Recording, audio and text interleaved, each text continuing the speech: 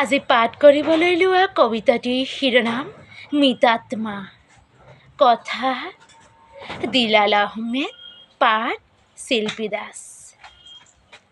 মই একো নিলিখোঁ, নীৰৱ মোৰ কলম।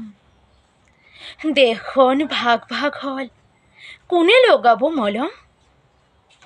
তেওঁৰ যেতিয়া পাল পৰিছিল, মই আছিলোঁ মৌন। মোৰ পালত তুমি নিমাত, তোমাৰ পালত থাকিব কোন?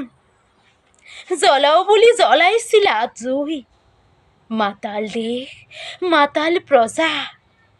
ঘৰে ঘৰে জুই, সেইকুৰা জুইত ৰোৱাৰ পুৰিছে কলিজা।